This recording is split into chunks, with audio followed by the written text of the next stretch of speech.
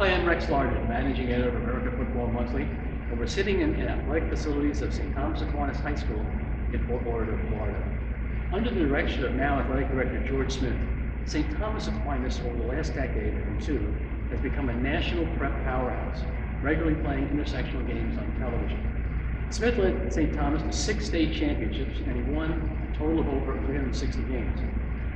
The tradition has continued with head coach Rocco Casulo, on my right, who won a state championship in 2012.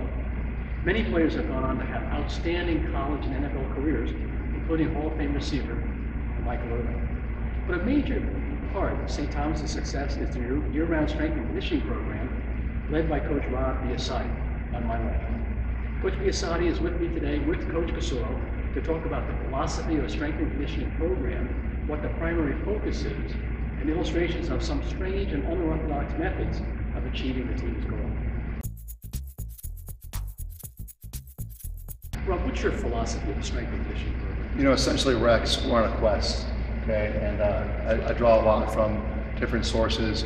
I'll mention, and you mentioned the word philosophy, and I don't want to take you too far down the rabbit hole, right. But there's a philosopher named Joseph Campbell. He wrote a book called A Hero with a Thousand Faces.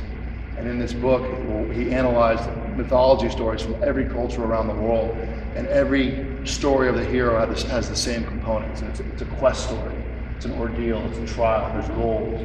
And that's what we're trying to get across to our players, is we're combining a scientific, progressive, integrated training system, protocols, and combine that with our story to be on a quest to achieve our goals. So I think that's the philosophy behind what we do, and we're trying to develop a situation where we're all connected on this quest. Do you incorporate various strategies with your kind of unorthodox competitions that you use? Well, I guess they would be considered unorthodox, but in my mind, they're very orthodox. If you look at a guy like Stuart Brown, who is a renowned psychiatrist, if you deprive play from any animal in its juvenile stages, you have brain development that's diminished and their survival skills are diminished, okay? And so when we play games in our programs, and I don't want to give the impression that we're up here just playing games, but when we get our work done and we allow them to have the opportunity to play dodgeball or tug of war, right? You know what's great about that? Is that it doesn't matter if you're a starter, it doesn't matter if you're the fourth deep guy as a running back, everybody's the same. Okay, and not only are you playing for yourself, but you're playing for the people you're representing, whether it be the running backs or the defensive backs.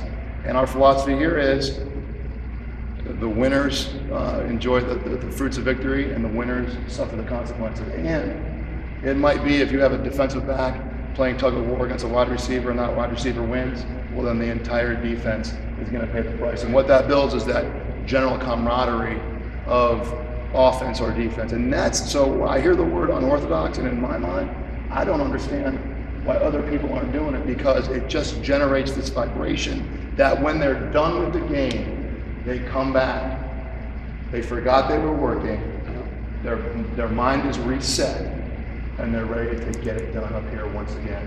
And it just creates an atmosphere, and we're looking to create that atmosphere. The first thing we have to address is Coach Deltron and his band of misfits in Mrs. Schock's class likes to bang on the, don't even give me that look, because we know you're doing it, and I don't even care if the cameras are rolling, because I told you it'd be the same as every other day.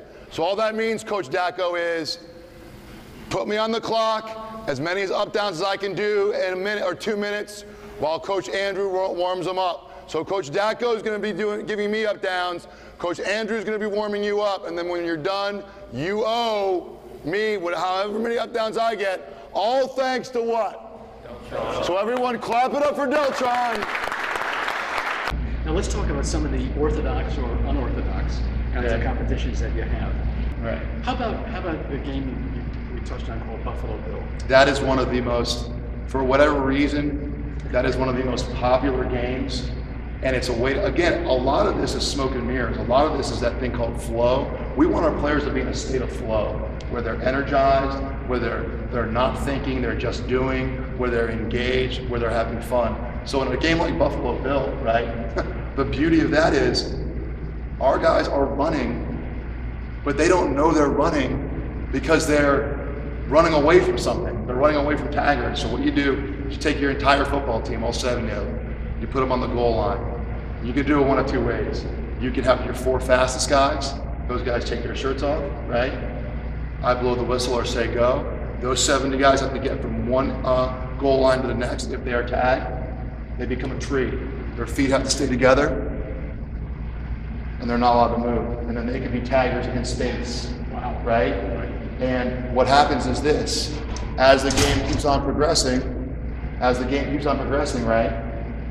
The taggers keep on tagging and making people more and more trees. So over the course of time, the whole field looks like, so after, at a certain amount of time, at a certain amount of goes, returns in other words, you have your whole football field with trees planted in the ground as taggers, right?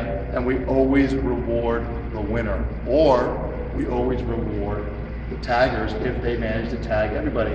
And the taggers are completely exhausted because they've just imagine if you're the people on the line, you're gonna run probably 15 to 20 100-yard dashes with cuts.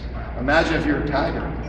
There's 4 taggers. That means you gotta tag 70 guys. Those are what about 15 to 20 guys that you're tagging all moving. That is physically taxing. They are tired, but guess what? They're having so much fun. They don't even know. They beg to play. And getting a great workout too. Right, and I will use that as a motivational tool. Like, they'll come up to me before practice, coach, we're playing Buffalo Bill, and I'll say, if we have a good first 3 stations. If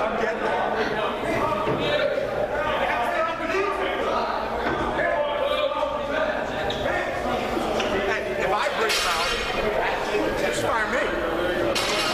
Huh? You're beautiful. Good.